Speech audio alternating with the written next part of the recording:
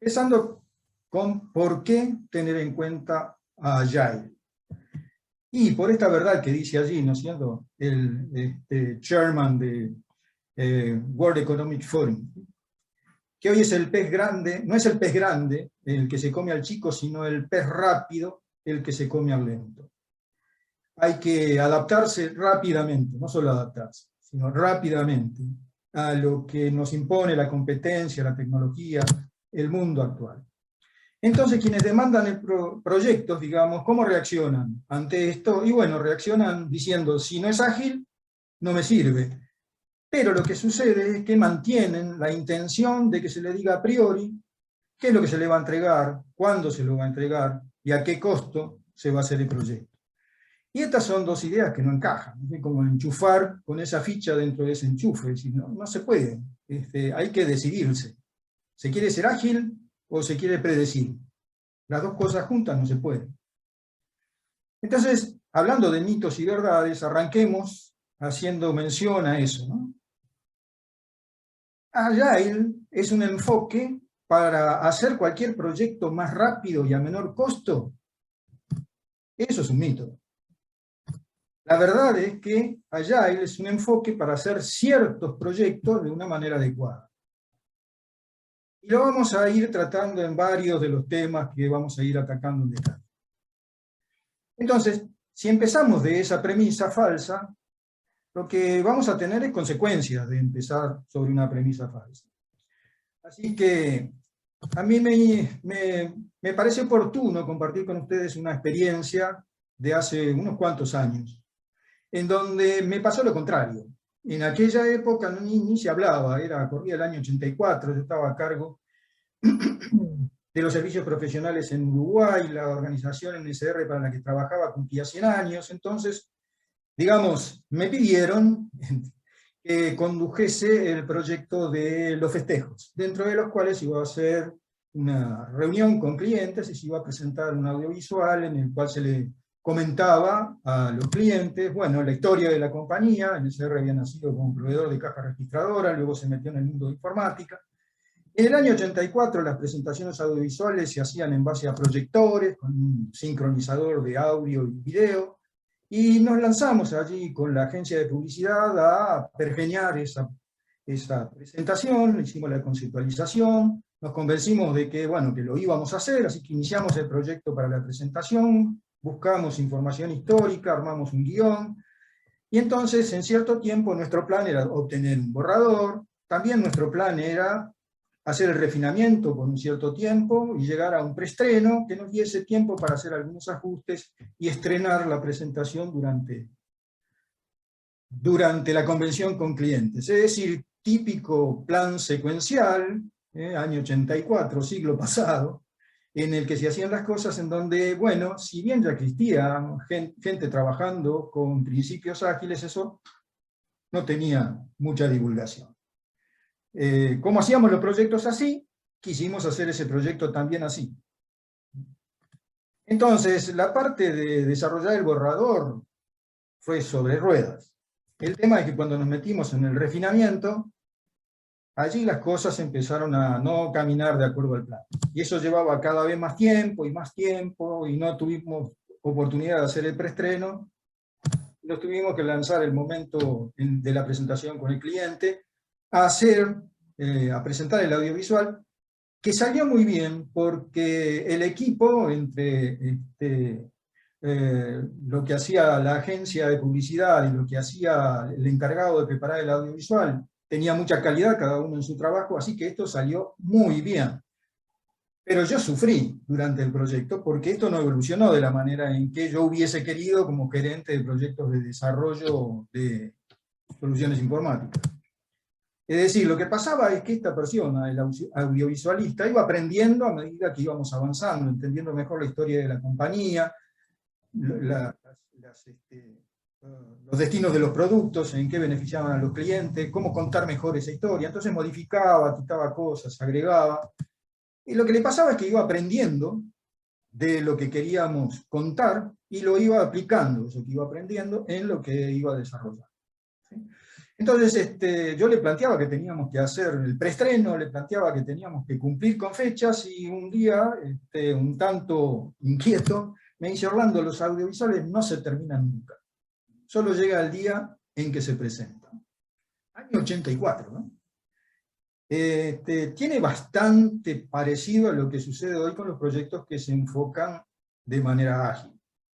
Y a mí me pasaba lo inverso de lo que está pasándole ahora a los gerentes que dicen una solución ágil y siguen pretendiendo el triple constraint. ¿Sí? Entonces yo pretendía con este audiovisualista el triple constraint, y él lo hacía a su manera, que era, sin ponerle ese mote, era un enfoque ágil. Y en el camino, bueno, teníamos grandes tensiones, porque se pretendían cosas distintas de lo que en realidad se podía hacer. Sin embargo, todos los proyectos no son iguales. Nunca montaríamos una refinería de petróleo usando esta premisa. Bueno, la empezamos a construir y cuando se nos termina el tiempo entregamos lo que construimos. Es decir, ahí está la verdad. Ágil, agile, no es para cualquier proyecto. Entonces, desde hace muchos años, el proyecto es un esfuerzo temporal que se lleva a cabo para crear un producto, servicio o resultado único. Esto no cambia desde hace un montón de versiones del libro de cabecera del PMI. ¿Sí? Es el enfoque tradicional, predictivo. De a poco, dentro de este enfoque, fueron de alguna manera permeando conceptos ágiles. ¿Sí? Pero esta premisa no, que es cierto, además, inclusive para los proyectos ágiles, esta no se cambió. Así que vamos a ir rápidamente, para usarlo como referencia, sobre algunos rasgos principales de los proyectos con enfoque tradicional. Es decir, pretendemos construir algo, pretendemos un producto, por ejemplo, la ópera de Sydney. ¿Sí? Eso tiene que construirse como resultado del proyecto, va a consumir recursos, va a usar equipamiento, vamos a tener que anticipar el diseño de lo que queremos construir y el plan del trabajo del proyecto. Sabemos que va a haber gente trabajando, siguiendo ese plan. Todo esto parte de una idea original que implica una definición suficiente como para hacer el análisis, digamos, de factibilidad, pero no suficiente para hacer, en este caso, la ópera. Se sabe que va a pasar tiempo. Antes de meternos en el proyecto hacemos el estudio de factibilidad y nos convencemos de que podemos meternos en el proyecto. Luego legitimamos, una vez que entramos en el proyecto, que hay gente asignada a ese proyecto, materiales. Luego hacemos el diseño y la planificación del trabajo. Nos metemos a hacer el trabajo, allí es donde consumimos los recursos, ¿no es cierto? Materiales, usamos el equipamiento, y a lo largo del proyecto hacemos seguimiento y control.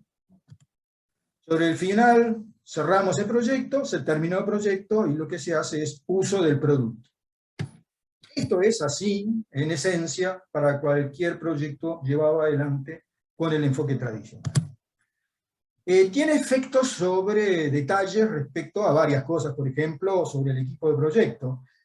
Conviene, normalmente se arma un equipo de proyecto con una estructura piramidal, en donde hay una accountable, se hace cargo de todo lo que pasa en el proyecto, el gerente de proyecto, el director de proyecto. Hay una cosa equivalente, que será líder técnico, como se le quiera llamar, en cada una de las áreas técnicas del proyecto, de forma tal de que se hace cargo de lo que hace la gente que está trabajando en su área de especialización. Muy parecido a cómo es la organización de cualquier empresa, ya que un proyecto es una especie de empresa que tiene corta vida, empieza y termina. Siguen un patrón de secuencia de actividades, que luego la factibilidad inicia el proyecto, lo planifica, lo ejecuta, hace monitoreo y control y lo cierra. Eso tiene unos cuantos años, a través de la contribución fuerte entre la década de 50 y 60, sobre todo de DuPont y del Departamento de Defensa, de donde surge el método de ruta crítica, CPM, Critical Path Method, y el enfoque PERT, ¿sí? A través del cual, digamos que parte de la base de que se puede conocer suficiente detalle de la cosa que tiene que entregar el proyecto. El qué del proyecto se puede anticipar. Si no, esto es bastante inconveniente. En base a ese conocimiento del qué se hace, se definen las actividades, cómo se hacen, los grupos de actividades y demás. como decía Carolina, muchos de ustedes ya hicieron entrenamiento, así que esto es una especie de refresco de punto de referencia, ¿no? Después de saber las actividades, se determina la cantidad de tiempo y de recursos, es decir, el esfuerzo. En función de eso y las dependencias, se dice cuándo va a ocurrir cada una de las actividades, y con este enfoque lo que uno anticipa, o sea, hace al principio del proyecto, es mucha documentación, mucha planificación, mucho diseño, y una entrega al final del proyecto, ¿sí? Durante el proyecto, con todo eso hecho, cada vez que viene un cambio hay bastante trabajo a hacer. Hay que ajustar los planes, hay que ajustar los diseños, tal vez rehacer algunas cosas. Entonces, naturalmente, en el enfoque tradicional, no es que no se acepten cambios, está bien, el proyecto tiene que respetar la evolución de la tecnología, lo que pase durante el tiempo de ejecución del proyecto, pero hay una tendencia a no permitir cualquier cambio, a discutir un poco los cambios. Y también lo que pasa es que esta premisa de que se pueda anticipar suficiente detalle de todo lo que tiene que ser el producto a entregar, no es tan posible. Y hay grados de cuánto se puede anticipar dependiendo del producto que uno busque en cada proyecto. Entonces, una de las consecuencias de todo eso es la reducción de alcances. Cuando estamos llegando a la fecha en que hay que entregar el proyecto, bueno, es decir, lo, entre comillas, superfluo se empieza a sacar. Se deja la esencia de lo que debería ser o entregar el producto, y no es la única consecuencia, digamos. También hay consecuencias tal vez en la calidad de lo que se entrega, en el costo de lo que cuesta entregar ahora, apurándonos, pagando las extras. Y si no, sufriendo, digamos, atrasos en el proyecto. Ahora,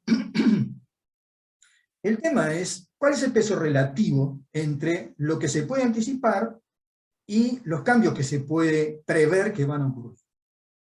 Como acá representan esas pesas, y cuando esto no balancea, cuando en realidad yo puedo predecir muy poco respecto de lo que me voy a ir enterando durante el proyecto, este enfoque, como en el caso del audiovisual, no es idóneo. Trabajar así no nos lleva a buen puerto. Y esto pasa mucho en el mundo de informática. De hecho, los que se reunieron para generar el manifiesto ágil eran todos de informática, 17 personas que venían de ese mundo, porque durante los últimos 30 años del siglo pasado se sufrió mucho tratando de entregar proyectos informáticos con el enfoque en secuencias. Así aparece el enfoque ágil, o adaptativo, que tiene unas cuantas diferencias con el que estábamos resumiendo hasta acá. Por ejemplo, la primera es, si ven la caja, arriba a la derecha, ahora está punteada. Es decir, se sabe que no se sabe mucho de lo que va a quedar al final. Se sabe cuál es el problema que queremos resolver, y se sabe a grandes rasgos cómo lo queremos resolver, y se sabe que no se sabe en detalle. Entonces, mucho de lo que es el enfoque tradicional desaparece, pues no sirve ante esta realidad. Y en lugar aparecen otras maneras de enfocar el tema. Por ejemplo, la documentación profusa al inicio es sustituida por historias de usuario. Es decir, lo que sabemos lo escribimos de la manera en que hoy lo sabemos. ¿Sí? La planificación no se hace todo al principio, sino que se hace en ciclos, que se llaman iteraciones normalmente. No es que todos los enfoques ágiles tengan iteraciones, pero es un enfoque muy común en el mundo ágil, hacer iteraciones. El diseño tampoco se anticipa por completo, sino que hay cierta base inicial del diseño, pero se acepta que el diseño va a ir emergiendo durante el proyecto. Cosa que para nada se acepta en el mundo, si bien hay rolling wave, pero digamos el diseño fuerte se hace al inicio de los proyectos, en los proyectos predictivos. Y las entregas, en lugar de estar recostadas sobre el final del proyecto, se distribuyen a lo largo del proyecto con el beneficio para el cliente de que va recibiendo cosas que puede empezar a usar, o sea, sacar beneficio de la inversión en el proyecto. Entonces hay un concepto clásico de que el mundo ágil le da la bienvenida a los cambios, y se va a esa barrera que veíamos en el enfoque anterior. Y en realidad no solo son bienvenidos los cambios, lo que hay es una aceptación de que la caja del final del producto está punteada, es decir, yo me voy a ir enterando de que van a haber cosas nuevas durante, digamos, me voy enterando de detalles nuevos, de requerimientos nuevos, que no es que no existían al principio, sino que no le pusimos atención al principio, porque todavía no nos habíamos dado cuenta de eso, ¿no? Pero la necesidad implicaba esos requerimientos.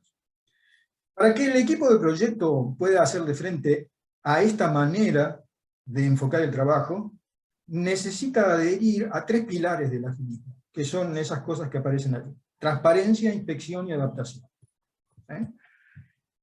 Las vamos a discutir en detalle en algún otro slide. Pero hay que ser transparente, animarse a que cualquiera pueda ver por dónde andamos en el proyecto y de qué manera lo estamos haciendo.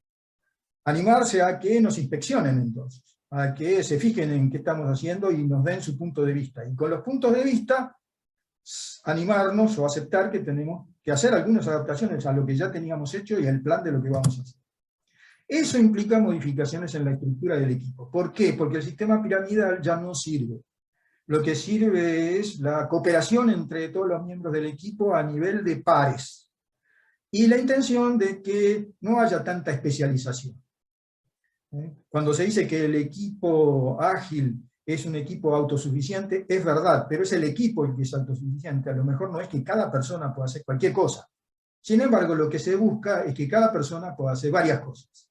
Y que el equipo tenga la predisposición de ayudar a que las personas, cada uno de los demás, digamos, pueda evolucionar, apoyarlo, enseñarlo. Entonces lo que se busca es un equipo que en cuanto a jerarquía es plano, y no tiene o tiene la mínima especialización.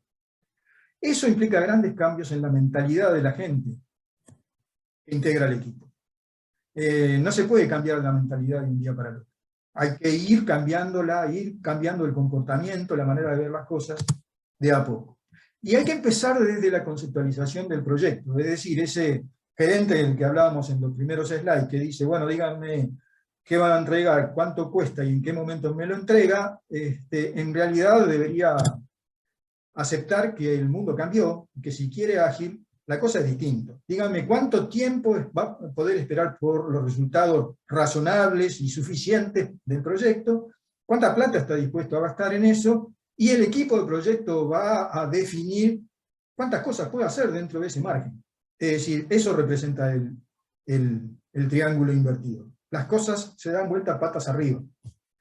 También se da vuelta la guía que uno tiene para hacer el trabajo. Mientras que en el tradicional el trabajo es guiado a través de un plan hecho a priori, en el mundo ágil el trabajo que se va haciendo se guía a través del valor, que cada una de las cosas, estas que figuran, los stickers esos que figuran en el qué, cada uno de esos se van eligiendo en función del valor. Bueno, si todo esto es lo que queremos hacer, ¿en qué secuencia lo vamos haciendo? Bueno, en la secuencia del valor, esencialmente es del valor y del riesgo, pero fundamentalmente del valor que va a aportar. Entonces, teniendo en cuenta todo esto, aparece en el 2001 con estos 17 personajes que les contaba, que venían de distintos mundos ágiles, es decir, de distintos marcos de trabajo ágil.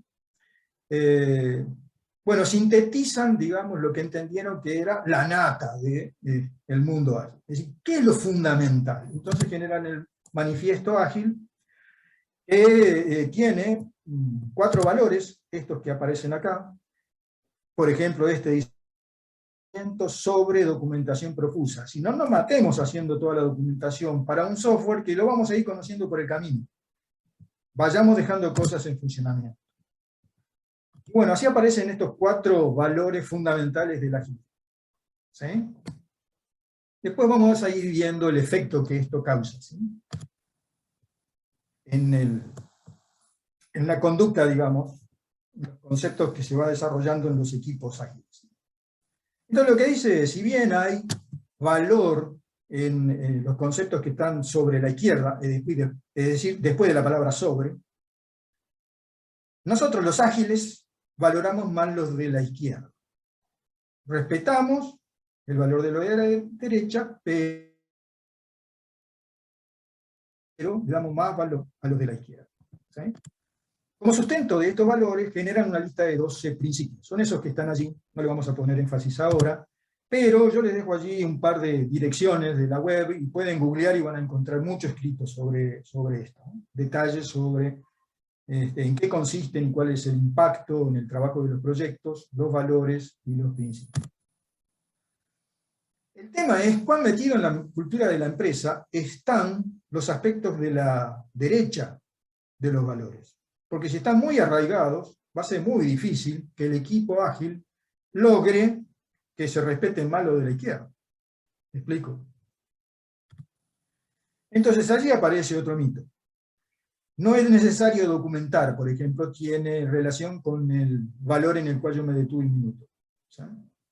En realidad, la verdad es que el equipo es el que debe acordar la documentación. Como son equipos autosuficientes, deben entender que no se trata de no documentar porque nosotros valoramos más el software en funcionamiento.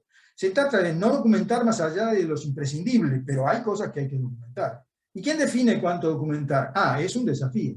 ¿Y quién hace frente a ese desafío y lo resuelve? El equipo de proyecto que es autosuficiente. Lo que no debe hacer el equipo de proyecto es partir del mito, que no es necesario documentar, porque no hay proyecto que se pueda llevar adelante sin tener una mínima documentación o adecuada documentación. ¿Cómo se evoluciona en el sentido de poner estos conceptos ágiles en el mundo real? Bueno, la manera en que se está haciendo desde hace mucho tiempo, y sobre todo después del manifiesto ágil, es a través de adoptar marcos de trabajo ágiles. Por ejemplo, muy conocido, Scrum.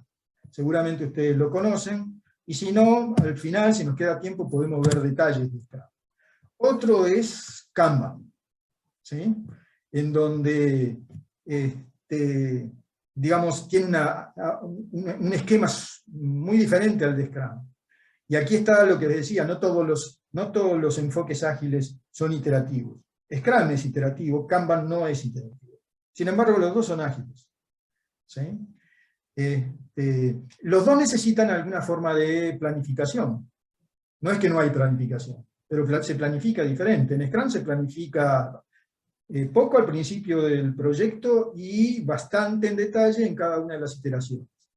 Y en Kanban, el plan de cómo se va a hacer el trabajo está implícito en el tablero, que como ustedes ven allí tiene columnados, es decir, el trabajo va a ir pasando por distintas estaciones de trabajo, y hay una manera de controlar que quede bien hecho cuando va a salir de cada una de las estaciones de trabajo.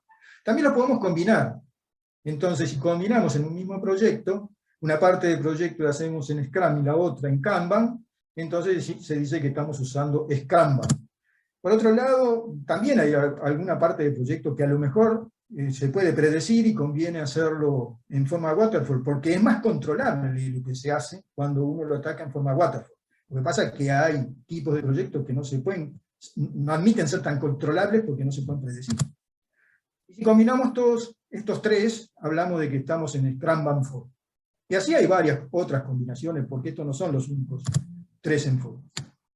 Lo cierto es que el enfoque que el equipo del proyecto decida utilizar depende del producto, por ejemplo, el audiovisual. ¿Sí? La manera en que hay que organizar el trabajo depende de lo que quiero tener al final y, sobre todo, entonces, de cómo puedo ir haciendo el trabajo para ir construyendo ese producto.